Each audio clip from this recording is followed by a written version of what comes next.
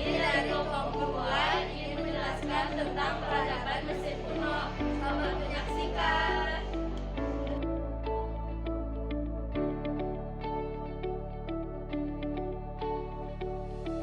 Peradaban Mesir kuno berpusat di daerah hilir Sungai Nil di sebelah timur laut Afrika, yang kini menjadi wilayah negara Mesir.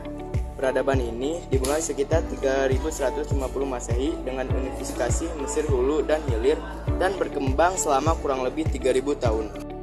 Kebudayaan masyarakat Mesir kuno menjadi salah satu peradaban awal manusia yang memiliki peran penting pada kemajuan zaman. Kemajuan ilmu pengetahuan di Mesir kuno juga dibuktikan dari banyaknya profesi yang dijalani masyarakat di sana saat itu. Ada yang menjadi dokter, ahli astronomi, seniman, juru tulis, petani, pedagang, dan lain sebagainya. Perkembangan ilmu pengetahuan yang semakin pesat tentunya selalu diikuti oleh kemajuan teknologi, seperti pada masyarakat Mesir kuno yang berhasil menciptakan alat transportasi berupa perahu untuk keperluan pelayaran dan perdagangan. Mereka berhasil membuat perahu yang dapat melintasi Sungai Nil dengan sangat baik ketika membawa beban yang cukup besar. Pengembangan teknologi dan ilmu pengetahuan di Mesir saat itu dilakukan oleh para pendeta atau imam. Mereka yang berhasil membuktikan keahliannya akan menduduki kelas sosial yang sangat terhormat dan dibebaskan dari kerja kasar. Oleh karena itu, banyak orang yang berusaha untuk masuk ke dalam kelas tersebut. Para pendeta itu memiliki kesempatan yang besar untuk mengembangkan teknologi, matematika, sosial, dan politik. Bukti peradaban tinggi Mesir kuno lainnya adalah sistem penanggalan, yang saat itu belum banyak digunakan oleh peradaban lain. Sistem penanggalan yang digunakan oleh bangsa Mesir kuno ada 3, yaitu penanggalan pertanian untuk menentukan masa bercocok tanam dan masa panen, penanggalan bintang, dan penanggalan bulan. Salah satu penerapan ilmu pengetahuan yang baik dari bangsa Mesir kuno adalah pembangunan piramida sebagai makam para raja Mesir dan kuil-kuil sebagai tempat pemujaan bagi para dewa. Mesir kuno terkenal akan kehidupan sosial dan budayanya. Peradaban ini menjadi salah satu peradaban pertama yang memakai bahasa tulis. Mereka menulis pada tembikar, kertas papyrus, dan makam. Bahasa pertama yang digunakan Mesir kuno adalah hieroglif yang terdiri dari gambar dengan sistem penulisan yang padat, karya, dan sangat kompleks. Masyarakat Mesir kuno mengembangkan sistem penulisan pertama kali pada 3000 SM. Masyarakat Mesir kuno mempunyai banyak dewa-dewi yang terdapat sekitar 700 dewa-dewi berbeda. Sistem pemerintahan Mesir kuno terkenal dengan sistem kerajaan secara turun-menurun, dengan raja-raja yang diberi gelar Firaun.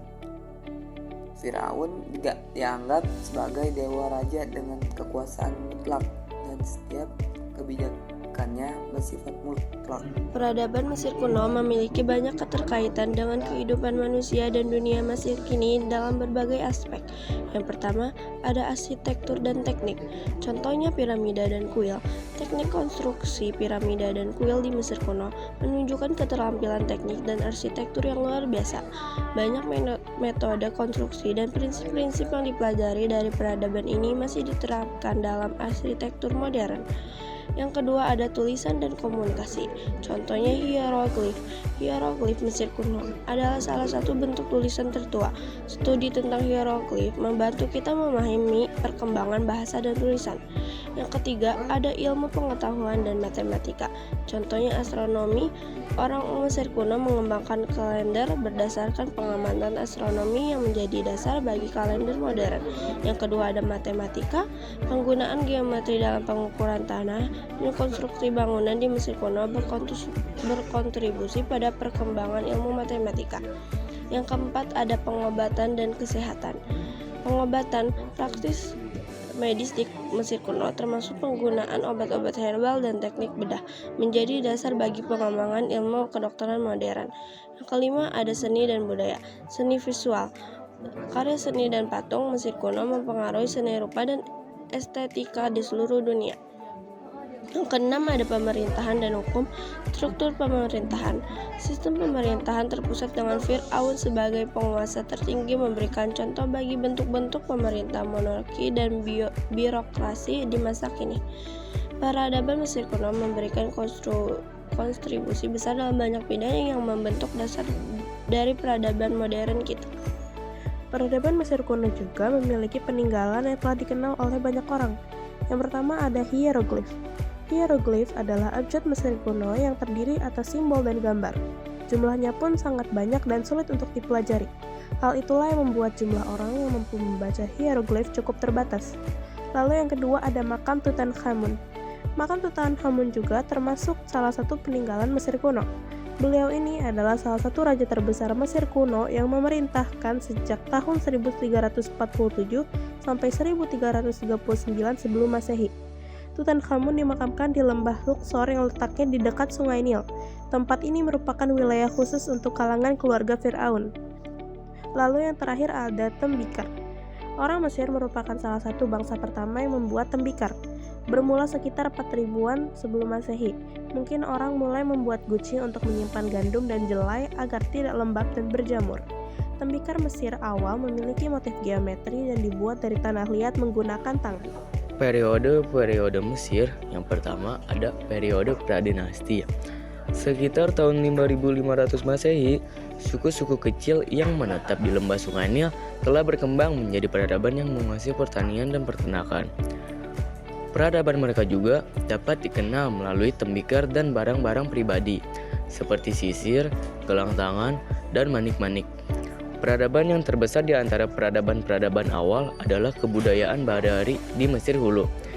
Di tempat ini, masyarakat sudah mengenal pembuatan keramik, peralatan batu, dan menggunakan tembaga. Kemajuan ini didorong oleh meningkatnya produktivitas pertanian yang dimungkinkan karena adanya pembinaan dari pemerintahan pusat. Bahwa pengarahan para menteri, pejabat-pejabat negara mengumpulkan pajak, mengatur proyek irigasi untuk meningkatkan hasil panen, mengumpulkan petani untuk bekerja di proyek-proyek pembangunan. Periode dinasti awal pada tahun 3050 sampai 2686 sebelum Masehi. Di masa awal, Firaun memperkuat kekuasaan terhadap Mesir Hilir dengan mendirikan ibu kota di Memphis. Dengan itu, Firaun dapat mengawasi pekerja, pertanian, dan jalur perdagangan ke tempat-tempat yang penting dan menguntungkan. Meningkatnya kekuasaan dan kekayaan Firaun pada periode dinasti awal tercermin dari bangunan mastaba atau makam yang rumit dan bangunan-bangunan pemujaan di tempat makam mereka di Abydos. Firaun juga memperkuat lembaga kerajaan serta legitimasinya di mata rakyat. Dengan demikian, mereka mudah mengontrol kepemilikan tanah, tenaga kerja, dan berbagai sumber daya yang sangat penting bagi keberlangsungan dan pertumbuhan peradaban Mesir kuno. Selanjutnya ada periode kerajaan pertengahan pada tahun 2134 sampai 1690 sebelum Masehi. Firaun pada periode kerajaan pertengahan berhasil mengembalikan kesejahteraan dan kestabilan negara. Hal ini mendukung kebangkitan seni, sastra, dan proyek pembangunan monumen. Penguasa terakhir kerajaan pertengahan atau bernamakan Amenemhat III membolehkan pendatang suku bangsa Semitik dari Asia, yaitu daerah Kanan yang kelak disebut oleh orang Mesir sebagai bangsa Hyksos, yang berarti penguasa asing, tinggal di wilayah Delta. Tujuannya untuk memenuhi kebutuhan pekerja, terutama untuk kebutuhan pertambangan dan pembangunan. Kegiatan pertambangan dan pembangunan yang sangat ambisius, ditambah dengan meluapnya Sungai Nil, membebani ekonomi dan mempercepat kemunduran Mesir.